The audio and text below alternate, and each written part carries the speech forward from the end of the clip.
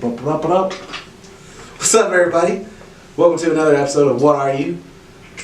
Hello. Hey, Chelsea, how you doing? Welcome, everyone. Hi. We know that most people are mad right now because they had to come in at 10 a.m. for the snow, but we're gonna keep it moving. How you doing?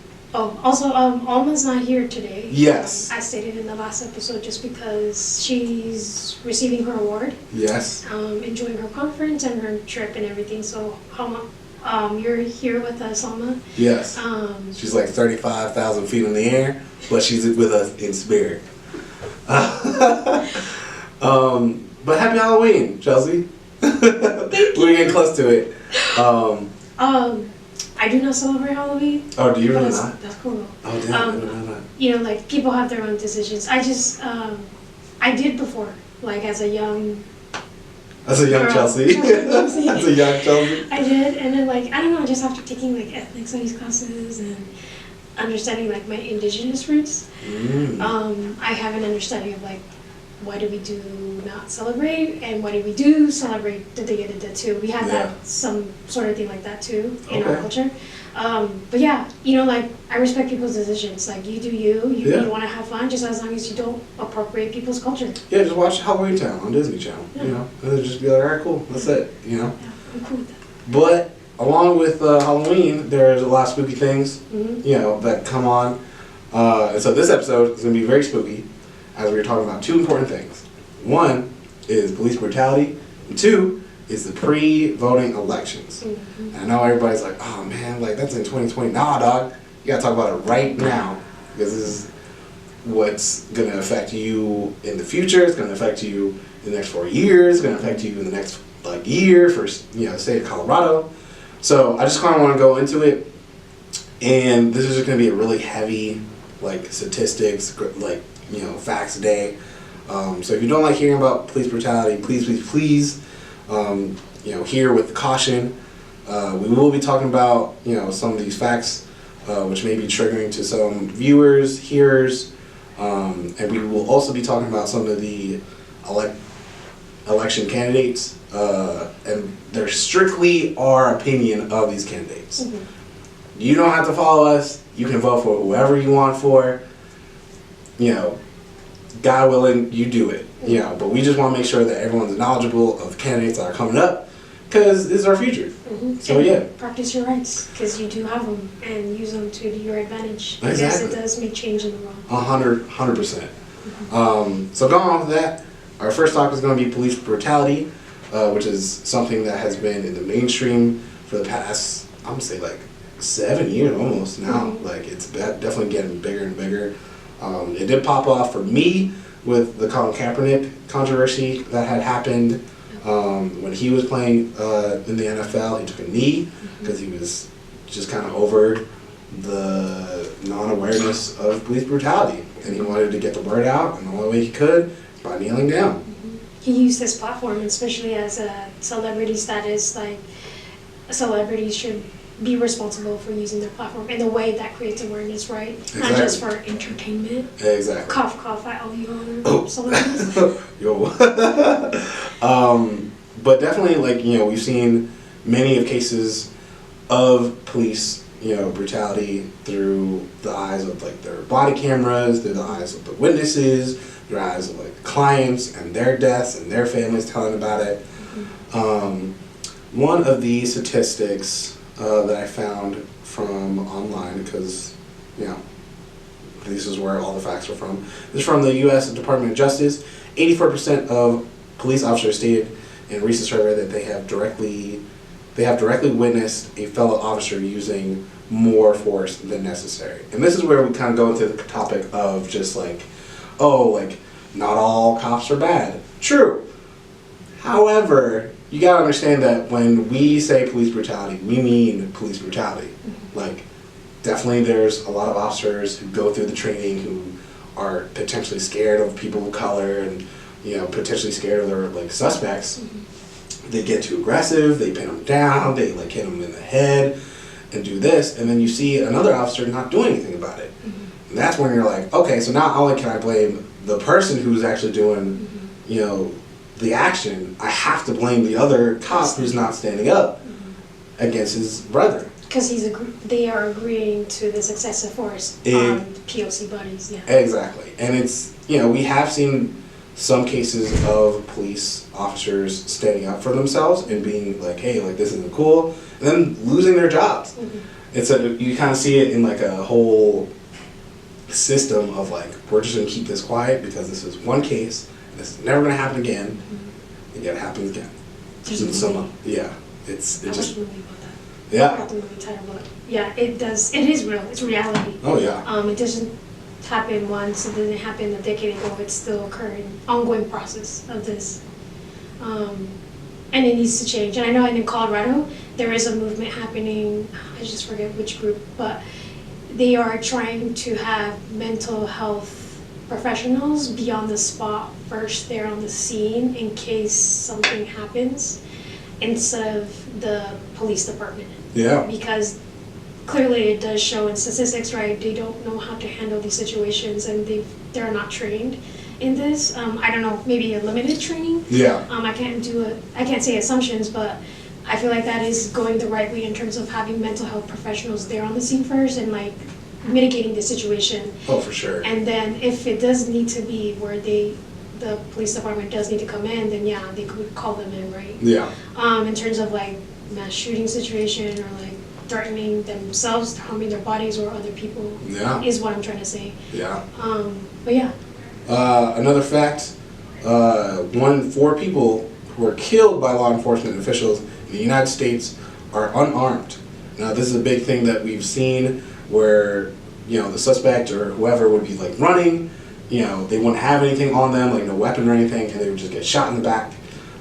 We've seen this time and time again, where, you kind of get into a kind of confusing dilemma of like, what was so like nerve-wracking of them running? Like, they didn't have any gun, they didn't have anything, and the precaution of like them running on like in front, like they can't see what's behind them, so they're basically defenseless, and so they're kind of like, you watch the whole thing, you watch like a video of that, and then you're like confused of what is the danger. Yes, you understand that this suspect is getting away, you understand that they're running away, but what prompts you to get into that mode of like shooting them when they're in that state? Like what you would say is like just run after them, right? Just run. That's what I would think. Exactly. But like, I feel like there's like so much emotions built up in that situation, and it's like, how are these, law enforcement being trained in terms of like controlling those emotions, right? Are they even being trained in controlling those emotions before the scene, like off the scene, and like during the scene too, like practicing it? Yes. Like, is that even being done? Like, is that a protocol? And I think like that's where a lot of people have, kind of given awareness to like, what is the training done? Like, is it training to kind of like get you into this hyper fight or flight mode where you're just like ready to shoot at anything? Or are you getting the proper training to like take down someone easily, or like talk to them, or like de-escalate? Definitely there's been a topic of like de-escalation training for police officers, so that way they don't even need to use any excessive force. They're just like, put down the gun, relax, we gotta detain you, this and that, third. That statistic you said that these POC buddies are unarmed, it's like, even just then before that, everyone has implicit biases of this specific ethnic group, right? Yes. And especially a black body, you'd suspect them to have, I don't know, drugs, what society would say, like drugs, they're armed. So that's the implicit biases that are running through their mind, and so that's why all of those are like happening in a domino effect, right? Yeah, no, for sure. I feel like implicit bias training is also a requirement, standard thing that I feel like should be happening, right? Yeah. But it's also like, it's always catered towards these POC bodies, black and brown. And deaths are happening within police brutality, it's like towards that ethnic group, right? Oh yeah, for sure. Definitely there needs to be some more like attention to like their own biases, and I don't think there is enough for during that training period where they're like you know what? I think I need to go back to my family history and see like what has prompted me to have this like, you know, ear-raising moment in, you know, these scenarios, and why do I think to shoot first and ask questions later. Yeah. Another fact, where you live matters when it comes to police brutality. If you are individual of color, then you are 7 times more likely to be killed by a police officer in Oklahoma than you are if you lived in Georgia. So definitely, this is something that has come to my mind, especially living in Virginia. There is a difference between Northern Virginia and Southern Virginia. Definitely, I feel like Southern Virginia, you know, kind of has the tones of like, you know, just not belonging to anything. And this is, again, this is my opinion, you know, just me. So any person who's from Virginia, like hearing this, like don't get offended or anything like that. This is just coming from my personal experience, my personal opinion, that police officers have been more aggressive towards people of color than they would if we were like Northern Virginia. And I think the difference between here and Virginia is like completely different. However, there's still some areas that I can see that happening in the same regards, like Aspen or Breckenridge or, you know, Highlands Ranch, something like that. So all these, you know, it goes to not only statewide, but it goes to cities, and then it goes to communities, and goes to sub-cities. You know, it's all these different places where I can see a cop act differently if they were in this place than the other. What do you think? So I lived in California, but like I can barely remember because like I was like a young Chelsea, right? Yeah. And moved to Colorado, lived in Denver, like Colfax, Monaco area. Okay. And then moved to Aurora, like Airport Boulevard and Alameda Avenue area. And then moved back to Denver, then moved back to Aurora. So like I feel like the area that, but there would be consistent presence of police department there. Like people, like the big SUV cars were just there in the neighborhoods. Yeah, like just sitting. constantly sitting. Yeah. Yeah. They were just like parked there. Yeah. And so I mean that's another thing that my mom and dad didn't like, is just like the police presence. Like why is this happening? Like because of our skin color, like you think that we are dangerous people, so you feel like it's impacting like the neighborhood, that something could happen. It's like, yeah, it's like don't automatically assume something's gonna happen when it doesn't happen. Yeah. Or if it does, don't put it to like 150% of like, let's get this person. You know, when across town there could be something that's happening even worse. So viewers, listeners, if you're listening to this, just know that this is a topic that's very scary, and it's a topic that needs to be said. It needs to be brought to light, because definitely there's a lot of people who have similar feelings about this, like me and Chelsea, and then there's a lot of people who think against it. But definitely the discussion needs to be had on how to deal with it and how to change the light of law enforcement and try to make it better. But with that being said, we gotta jump into our next topic, which is the Democratic debates, which are coming pretty soon. If you haven't been watching them throughout the summer, certain candidates have been getting more in the spotlight. So we just kind of want to give you a little brief, who's who of what, and just kind of give our opinions of them. We kind of got into the conversation a little bit. But the biggest one, the top runner, is Joseph R. Biden Jr., 76 years old, former vice president, former senator of Delaware. He's run for the president twice, known to his down-to-earth personality and ability to reconnect with people. Regards 2020 as his last chance to run for president, trying to restore America's standings on the global stage, strengthening their economic protections for low-income workers and industry and manufacturing and fast food and all that. I personally don't like him. I'm just saying right there. Me too. I do not like him, and this is personal. I don't like him because, one, he's definitely kind of stuck on the back of Barack Obama, who we miss dearly. He's definitely stuck on the back of him for his last term, and definitely has, kind of rode the wave of like, Obama's coming back through me, and we're like, nah, you're not Obama. Like, you're not. You're a white man. You're, you know, and like, even with that, like, he's just 76, you know, like, R.I.P. to John Witherspoon, like, he passed away at 77, y'all. And for those who don't know, he's the actor who played Pops. He's the actor who did Granddad from the Boondocks. He was Pops from the Wayans Brothers, you know, TV series. So he's a very prominent man. R.I.P. to the king. But, you know, Biden's like right up there. You know what I mean? He's 76. He could be 77. He could be. He's going to be 77 next year. You know what I mean? So it's very wary of how he's going to be as a president, as old as the president we do have right now. You know? Most definitely. And also just paying attention to the fact of like this consistent image that we see in America, right?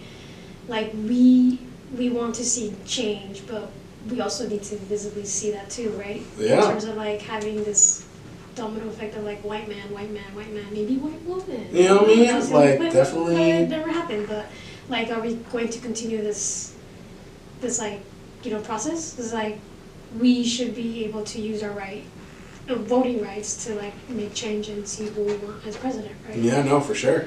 And I'm just saying, like, what is Biden doing in terms of working with? He says that something about like the low income, like impacting. He wants to try to restore the economic structure for the lower income population.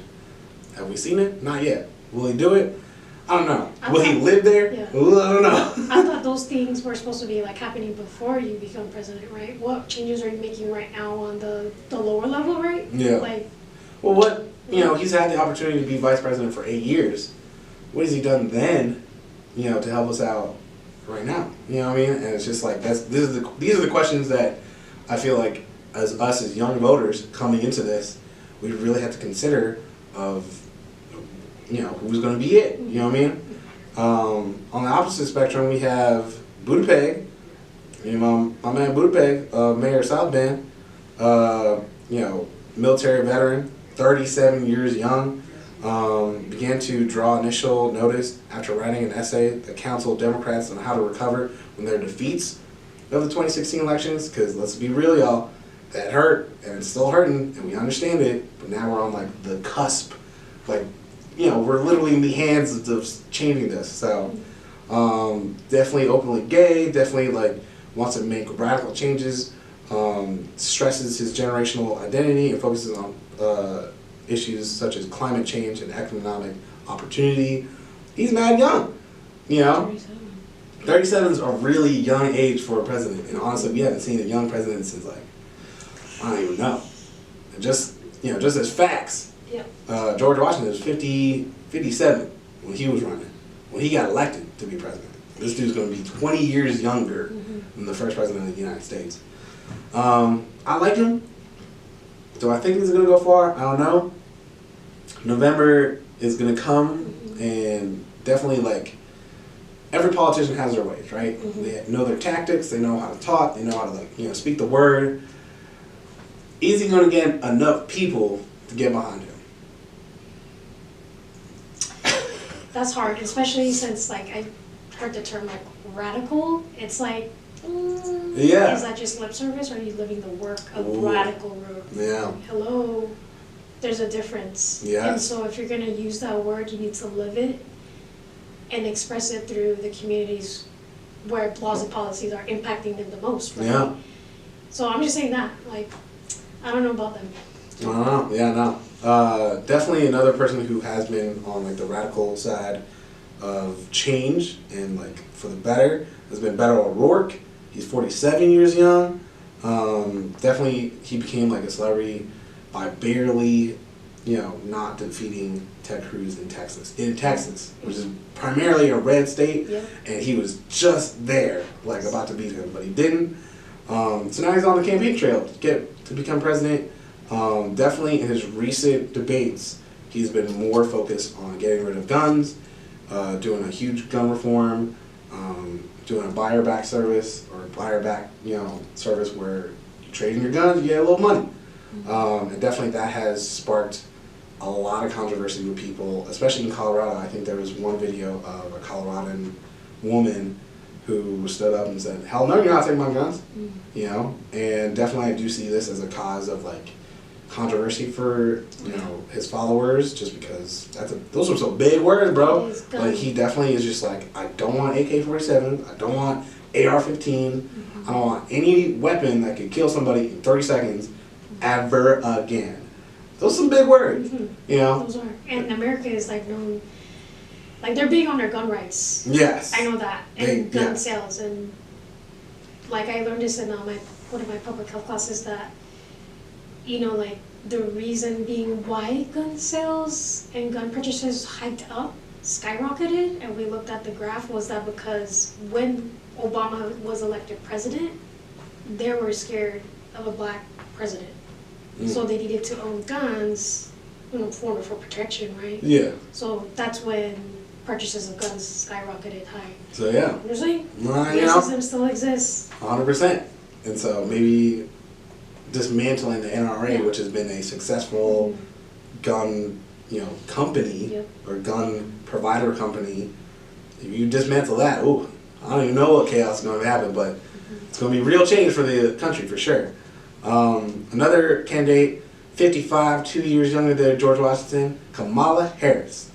Definitely brings star power and history-making potential to the race that few other Democrats can match. One of the few new Democrats to join Senate after 2016, quickly drew attention for her tough questioning of Trump's cabinet nominees and later his Supreme Court candidate, Brett Kavanaugh. Definitely I like her. She seems very good politically wise. She's been doing great on the campaign. Her slogan, "Get this man out of here." Dude's gotta go. Definitely I feel for that. However, political wise, poll wise, she's still behind Biden and all these men for the main candidacy. And I think that's also because of gender, because this assumption that men can do it better, men are stronger, wiser, have more wisdom, and that can't really trust women. Yes. I feel like that's maybe the numbers are skewing that way is because of those reasons. Oh yeah, no, for sure, and definitely since the 2016 elections, we've seen Hillary step up to the plate to try to be the first female president. Do you think there's going to be a female president in 2020? Oh, that's a big question. And I think that's what everybody needs to kind of get into their mindset of I think so. I wish so. I wish. Yeah, no, for sure. Definitely another candidate that's been really great for women and for women's rights, and the possibility that there could be a woman president is Elizabeth Warren. 70 years, speaks fluently about the big need for big structural change, has released a wide range of detailed plans that come together to have potential to reshape the economy. Signature issues that she's calling out on is income inequality, class, and attack on big corporations and political corruption.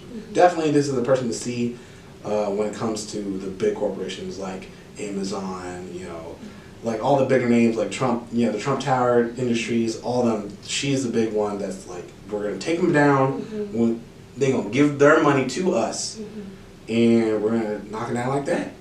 Something what I like from her is she's willing to just speak up. Not be afraid of getting shut down or backlash. From these higher authorities. Using your platform. True. That's number one. We want somebody who's not gonna just sit back inside the presidential office, enjoying the coffee and just writing policies away. Exactly, and just have these plans to just make it happen.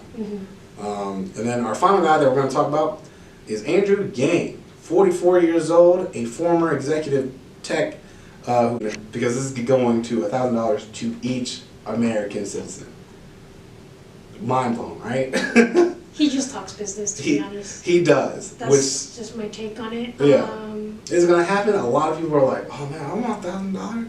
Well, that sounds the same. But yeah, right now it's all talk. Definitely he did propose 5 families to get this $1,000 ahead of time during his August elections. We haven't seen those families yet win it, so we're just waiting. Another thing that I have troubling with him is the model minority myth. And he has made jokes and statements, and that is Trouble. like, okay, like, do you understand this myth? Do you understand the reason why it was created? Yeah. And the way it was used to dehumanize basically black people, black bodies, because they were not fit to be at top of the food chain just like us with the whites. I mean, we'll never equate to white people, but that's the way the myth was constructed. Just that was spurring around, and I know that there were other Asian American activists who were talking about that. So that did spark my like, ooh. Yeah. It's a Yeah. But yeah, those are the candidates. Some of the many candidates that you can look into for these upcoming debates that are happening in November. But if you want to follow your own candidate, follow them. You know, do you. The last thing that I wanted to point out for us Coloradans are the two propositions, real quick, that are going to come into play this upcoming November. Proposition CC, basically, you know, long story short, if you vote yes for Proposition CC, it basically gives you the permission to give money to the state, and if the state collects too much, they'll use that money for schools and roads. I've already pointed this out to Chelsea already, that I'm not too happy with giving the money to the state, because they might be giving it to schools who are already thriving and leaving money out for schools that are suffering and needing more support, which could be harmful. So I'm voting no on that. Basically, a no would just be like, I'm just going to get my money back, basically. And then Proposition DD, this is the crazy one. Gambling and water, Colorado's water, are tied together through Proposition DD. If a vote for yes for DD, it will legalize betting in sports in Colorado. Not all, 10% of the money of the revenues from those casinos would go towards Colorado water. And then a vote for no would keep, you know, sports betting illegal. And I think we went to the topic of like, why is sports betting becoming this middleman that we need to do in order to support Colorado water? Just give us better water. I want that Aquafina. You know what I mean? Like, just directly support, like some way, however you choose to support water rights, right? Instead of like betting and especially entertainment. Like, this country was built on entertainment, especially with sports. So I'm just saying, like, you know, make your decision right, and just like research, do your work, and just talk with these people who are handling the water rights, and just directly donate to whoever you trust. Same thing goes for the Proposition CC. Like, if you know these schools are like greatly impacted by not having enough funding, directly speak to these schools and find ways in which you can donate where your money, you know where your money's going to go to, you know? Instead of like having these trusts towards our state politicians, right? Yeah. Like, it's definitely hard to trust the state. And I think at this point, like, we're beginning this whole time of, you know, taking, you know, the government and taking the state in our own hands and putting it where we need to put it. Definitely, personally, we are in the same boat where we don't agree to putting our money into schools when we can just put put our own money into the schools that we want. And we definitely don't want to put it into betting. If you're betting for the Broncos, you're going to lose. And you know where that money's going to go? Not back to you, all right? So just put your money into water. Better systems, better economy, better communities for us, from you. What better hero can you be than your own hero? And with that, we're going to close out another episode. Sorry that this is a really short, it wasn't even a short episode. We were just going at it. Felt like it was short. Yeah, but definitely if you want us to talk more about this in the later coming months, let us know. But with that, we're going to close out another episode of What Are You?